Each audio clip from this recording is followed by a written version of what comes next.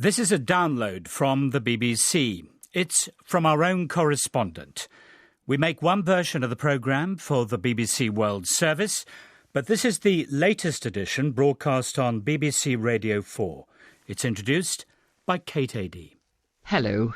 Today, beauty and horror side by side in the aftermath of a battle in South Sudan. Are you sure this place is safe? The perils of a night out in one of Colombia's most troubled regions. There's a walk through rural Bosnia on the trail of the man who changed the world with a single bullet. And as Canada's long winter finally ends, it's time to head for the woods for some maple syrup, and big bucks are at stake as old squares up to new in the scrap over sap. A deal has been signed to stop the bitter conflict in South Sudan. The war in the world's newest nation started in December, pitting government forces against rebels. There's been relatively little international attention to the conflict, despite accusations of widespread war crimes and the targeting of civilians because of their ethnicity. 1 million people have been forced to leave their homes. A previous ceasefire in January was violated within days, and the mediator for the new peace deal expressed only guarded optimism that this one would stop the fighting. Alistair Leithhead has been in the town of Bentiu, where one of the most recent battles took place, leaving scenes of horrific violence and brutality. The fast-flying, swooping birds, a blur of bright red and translucent blue, took me by surprise. Not just because they were right there in front of me, but because their beauty was the last thing I expected in a place that's seen such horror. They were bee-eaters, darting around just outside the converted shipping container, which is my temporary air-conditioned home on the United Nations base on the outskirts of Bentiu. Their beaks were open, and they were feasting on the flying insects, which had emerged in that mosquito time just before dusk.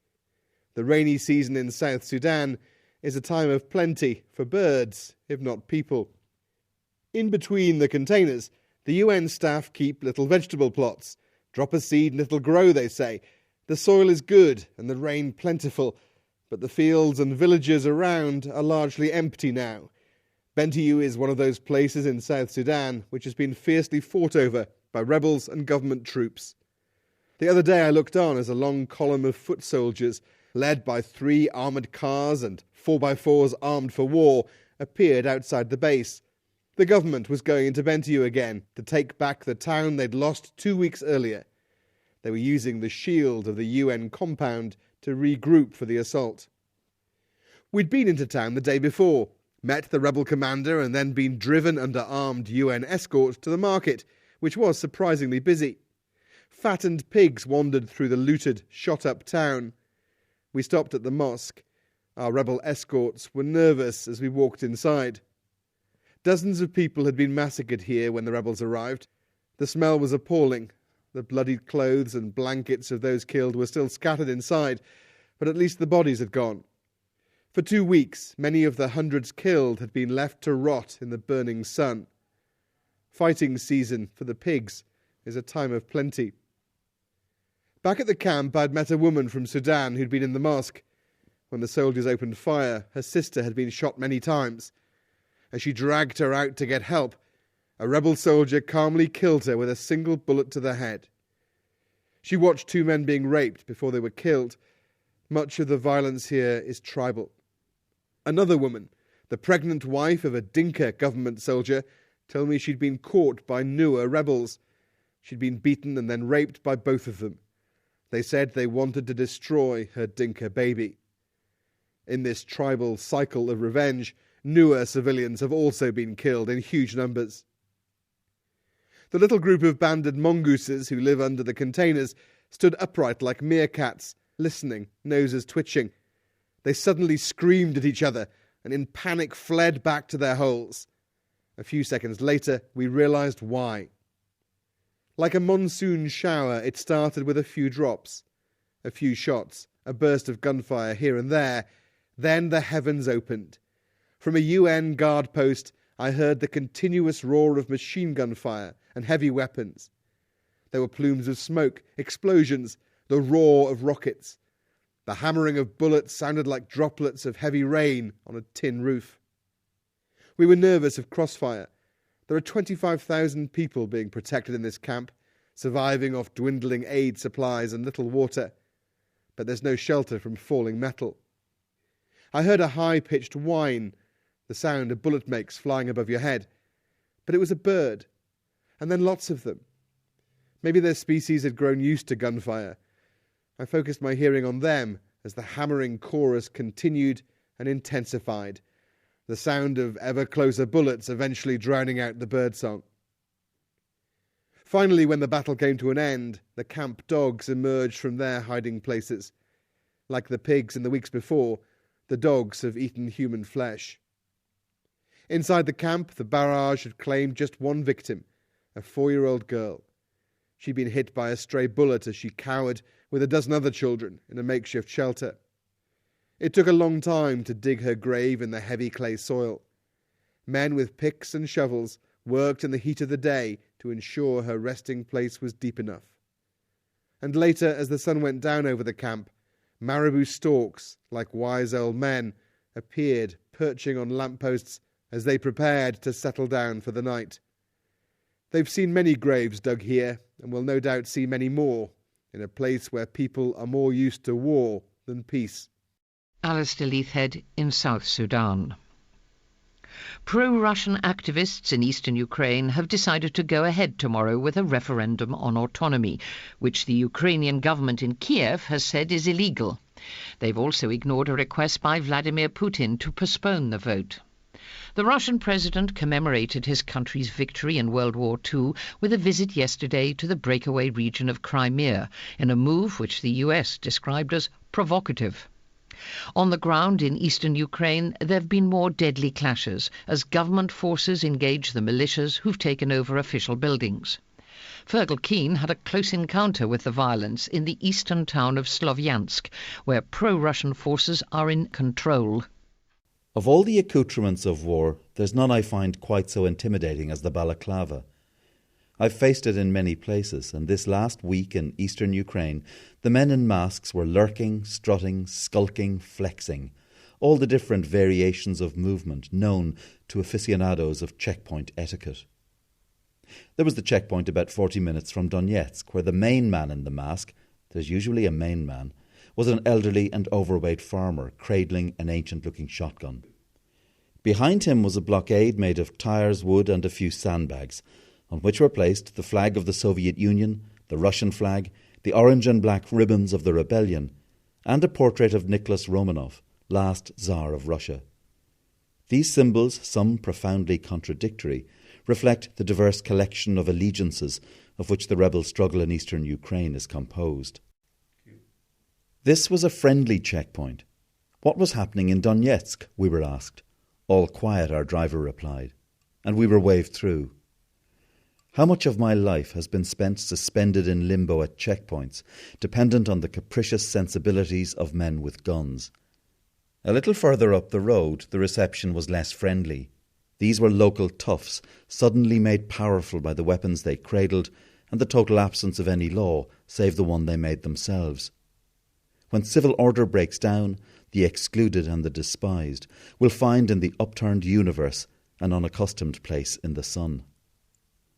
"Everybody out," said one particularly lumpen fellow. He had fists like Christmas hams and grabbed at our passports and press passes. I had the great good fortune to be travelling with a colleague who, although he had little experience of war, had a natural instinct for calming tense situations and fluent Russian. With patience, he explained why it wouldn't be a good idea for the gunmen to steal our flak jackets and helmets. How could we tell the story of what's happening here? How could we report what you think to the world if you take our equipment, he said. After 20 minutes, we were given the magic wave to leave. Colleagues who turned up just before us weren't so lucky.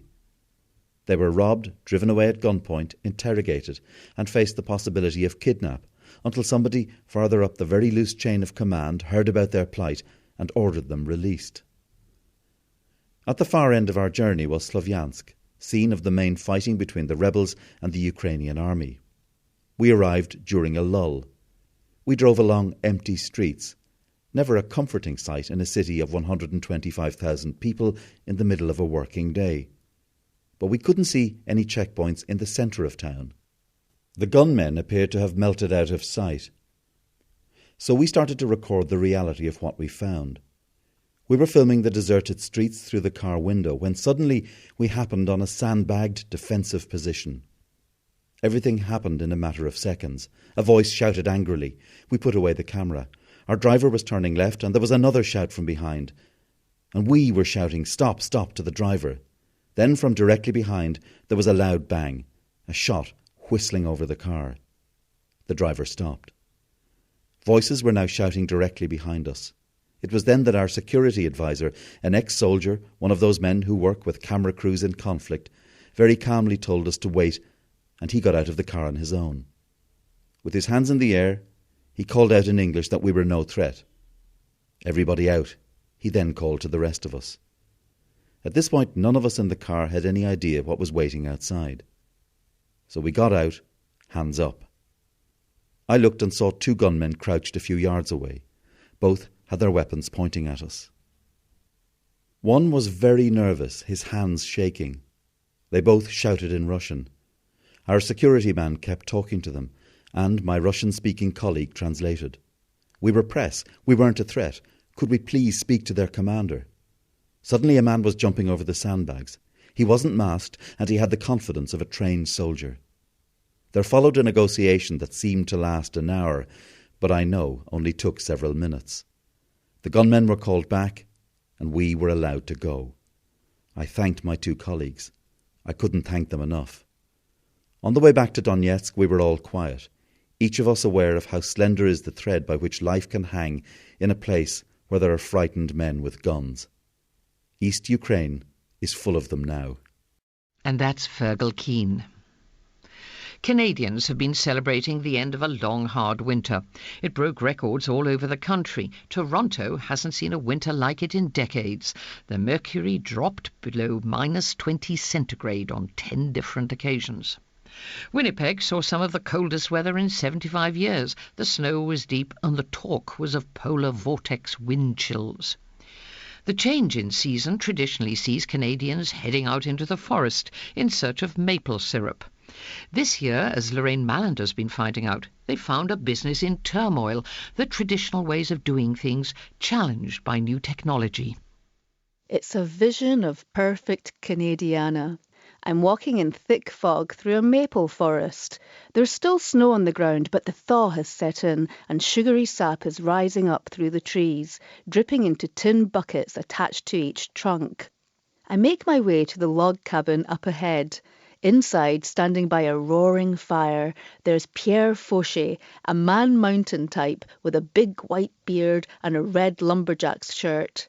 He even gives a ho, ho, ho when I see him, eyes fixing me with amused interest. Fauché is the owner of what Canadians call a sugar shack, where maple syrup is produced. It's traditional here during the spring to get yourself down to the nearest shack to gorge on high-calorie, artery-clogging fare. Think meatballs, sausages, beans, pies, bacon, all slathered in maple syrup. It's like a reward for getting through the harsh winter. Glass of maple wine in hand, I'm enjoying the sepia-tinged folksy moment. Isn't this what it's all about? The folklore, the dizzying whirl of fiddle music in the background, and the drip, drip, drip of maple sap into tin buckets. Not exactly. In this most symbolic of Canadian industries, times are changing fast. Today, maple syrup is a multi-billion-dollar industry. Forget the buckets. Most farms these days have their trees hooked up to miles of tubing, vacuum pumping the sap to tanks. And with today's wireless monitoring systems, you can check progress without having to get your feet soggy in the bush. Not Fauché, though. He's one of just a few farmers who still produce their syrup the old-fashioned way. At the first signs of spring, he and his 4 men trudge through 120 acres of maple forest, waiting for that perfect moment when nighttime freeze and daytime thaw conspire to get the sap moving through the trees, to tap the trunks and hang the buckets. It's a laborious and time-consuming craft. Isn't he tempted to modernise? He harumphs. The guy who wakes up in the morning and works from the kitchen table, he doesn't see the ice sparkle, doesn't see the first flower, doesn't smell the ground defrosting. It's about how much the trees are going to produce, how much money he's going to make. Canadians got a sense of the value of the sweet stuff after $18 million worth of syrup, enough to fill 150 tractor trailers, was stolen from warehouses in Quebec. The Quebec syrup producers, accounting for about 3/4 of the global market, are united in a powerful legal cartel comparable to OPEC. This is a hard-nosed, competitive industry. I speak to Christian Rai, owner of a high-tech farm north of Montreal. All it takes is a glance at his smartphone to tell how much sap has been pumped. He can even tell if squirrels, the bane of the maple farmer's life, have been gnawing at the tubing. It seems clear from what he's saying that any farm serious about production has to keep up with the times. We wouldn't be able to provide the whole world with maple syrup just using buckets, he says. Back on Fauché's farm, I enter the heart of the sugar shack experience, where sap is boiled down to syrup on a gigantic wood-burning stove. Pierre Roson, a young man in a baseball cap, is on duty, ladling the bubbling sap with a pan to check its consistency. Only when it's reached just over 209 degrees Fahrenheit, its gloopy flow breaking as it falls from the pan, does it become syrup. Occasionally he drags a length of fatty bacon rind through the mix. For flavour, I ask, puzzled. No, the fat stops it bubbling over, he says. He's been doing this since he was a little boy, in this very sugar shack. Fauché has a go at stirring another pan of syrup for taffy, a thicker concoction that is poured directly onto the snow and twirled around a stick to make a sort of lollipop. If I had the chance, I'd spend all my time in the shack boiling the sap, he says wistfully. Fauché's farm exists in its own little time warp. There's something of the rugged individualist about him, like the pioneers who first settled the land in the 17th century. He's one of the last maple farmers in the country to preserve this dying craft, and somehow it seems his syrup tastes all the sweeter for it. Lorraine Mallender there, enjoying the maple syrup at the end of a long, hard Canadian winter. Peace talks aimed at ending Colombia's long-running insurgency are continuing in the Cuban capital, Havana. The latest communiqué suggests the Colombian government and the country's main rebel group, the FARC, are close to agreeing a strategy on countering drug cultivation and trafficking. But Frank Gardner says that even if a deal is reached, the country's southern coca-growing provinces are likely to remain troubled by violence for years to come. Over potholed, muddy roads, we bumped and splashed our way from the airfield to the military base. At intervals along the way, Colombian Marines stood guard beneath the vast spreading mango trees, their regulation-issue capes glistening with rainwater, their fingers resting on the triggers of their assault rifles. This was Putumayo province, right in the heart of South America's coca-growing region. It's a place where Colombia, Peru, Ecuador and Brazil all try to interrupt the flow of drugs, guns, rebels and hostages with varying degrees of success. Bizarrely, the Colombian Navy is in charge here.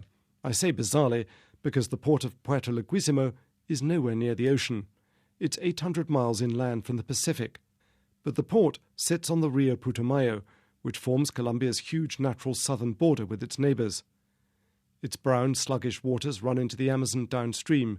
Sitting on the Colombian riverbank, I could clearly see the palm-thatched huts and well-tended gardens of Peruvian families on the opposite bank, dwarfed by the jungle that towered over them like an overbearing parent. "Your quarters," announced our Colombian naval escort, showing me into a small room with a mosquito net thoughtfully draped over the bed. Outside it began to rain once more. They get a lot of it here. We sat in what equated to the officers' mess, where a beautifully polished wooden ship's wheel bore the inscription Glasgow. Up on the wall was a baffling painting, which quite put us off our food. It depicted a naked Amazonian mother and child deep in the jungle with some kind of large rodent breastfeeding from her. I think it was probably a capybara, but whatever it was, we had to sit with our backs to it from then on. We had come to see the Colombian Navy's new toys, a pair of British-made combat hovercraft recently shipped in from Southampton. These, said the commander, would make all the difference to their operations, allowing their marines to pursue the insurgents and drug traffickers right through the dry season, instead of finding their boats running aground on sandbanks. "What about the town, Puerto Leguizamo?" I asked. "Is it safe to visit?" "Si," answered the naval officers, adding with a note of expectation, "Perhaps the signor would like to visit it tonight." It transpired that the whole base had had their leave cancelled because of an imminent national farmers' strike. But here was a perfect excuse to break the ban. The visiting British journalist needed to see the town. It was important for his report, you understand. So off we went through darkened streets, jolting along in a minibus, a naval rating at the wheel, 2 officers, a pilot and an intelligence officer behind me. They looked convincingly unmilitary, dressed in T-shirts, shorts and gold medallions. The intelligence officer was the only one who knew his way around town. The others were all just visiting from the capital, Bogotá. I noticed that in camp he was the only one not in uniform, and his hair was long and scruffy. Painstakingly, over several months, he'd been building up a picture of where the rebel strengths and weaknesses were, who were their contacts in town, which routes through the jungle were they using to bring in guns and explosives from Ecuador. He had also, I learned, been cultivating sources amongst rebel fighters who had recently laid down their arms, gleaning what he could about morale and equipment in their fast-diminishing ranks. In a steep, cobbled back street, we sat up at a bar where salsa music poured out to a deck of empty tables. "Where is everyone?" I asked. "It's early," they replied. "It's only 9 o'clock. You should see this place at 2 in the morning." A waitress came over, in tight jeans and low-cut top, bearing drinks. The men fell silent, as if we'd been discussing matters of national security instead of actually swapping crude jokes. So I turned to them when she was gone, sashaying back to her perch on a bar stool. "In such a dangerous province, how can you be sure this place is safe?" They turned as one to look at the intelligence officer. "We've already checked it out," he replied. "From the moment you said you wanted to visit the town, our people scoped this place in advance." I wasn't sure how I felt about this rather Orwellian procedure, but I had another question. "OK, well, what about that young guy over there on the other side of the street? He's been watching us ever since we got here. How do you know he's not a scout for the FARC rebels?" They laughed. "Because he works for us," they replied, and emptied their glasses. "Come on," they said, "on to the next place." Frank Gardner, out on the town in Colombia. Last night the old city hall in Sarajevo was reopened, fully restored. I watched on a morning in 1992 as it was wrecked by fire in the Bosnian War. Almost 100 years ago, the Archduke Franz Ferdinand of Austria attended a reception there. He waved to the crowds as he got into his car and was assassinated a couple of minutes later by a Serbian student, Gavrilo Princip, so precipitating World War I. Tim Butcher also covered the Bosnian War, and he's been back to discover more about Princip. They say a butterfly's wings can set off a tornado, impact global weather, even change the world. This thought came to me as I explored an abandoned Balkan homestead. I was in a time-worn hamlet, some of the outbuildings battered by the years, some by conflict. A community founded in the lee of a humpback hill, offering protection from winter winds. To the south oozed pasture land, a plain, surfboard flat and picketed all around by high mountains. Somewhere over the peaks lay the Mediterranean, cities, highways and the broadband rush of the 21st century. But the village I was in belonged to a past world order. The plot I sought took a little finding. There was no signpost, a surprise perhaps given who was born there. It was a cloudless midsummer day, making me glad as I explored for the shade from trees planted by villagers long dead. Some of them lie today in a graveyard which sits on a nearby slope tilted gently towards the setting sun. Many of the headstones belong to those who lived out hard lives of farming toil. But look carefully and you see clusters of dying, some in the 1940s, again in the 1990s. It was the ornate fence that gave it away, the mere fact it had one. No other property was similarly flattered, although those who had erected the railings 50 years ago might not recognise them now. The iron was rusty, a foundation wall chipped, and entrance gate missing. The original farmhouse had never been much more than a hovel, and now it was mostly gone. The only structural echo, a roofless stone-walled chamber set into the hillside, a stable once for livestock. The owners had lived on top in a plain dwelling of coarsely plastered walls, capped by one of the steeply pitched roofs that were once characteristic of the Western Balkans. I'd seen pictures of the original homestead, but, like so much connected to its infamous son, others had sought it destroyed. For me, this was quite some moment, arriving at a starting point I'd been dwelling on for roughly 20 years. The hamlet is so small it does not register on many maps, but research had led me to the Royal Geographical Society's archive in London, where I'd made a breakthrough. There I found an old but detailed military map marking the village accurately on the inland flank of the Dinaric Alps, the range that caps the top of the Balkan Peninsula. Dated 1937, the map faithfully captured all relevant cartographic features, the contours of the sheltering hillock, the sweep of the plain, the massing of the mountains. But it also hinted at something else, a turbulent history. Originally printed with army markings from the defunct royalist Yugoslav government, the map also bore a 1941 swastika stamp from Nazi Germany, overlaid by British military hieroglyphs from the 1950s. This was a place well fought over.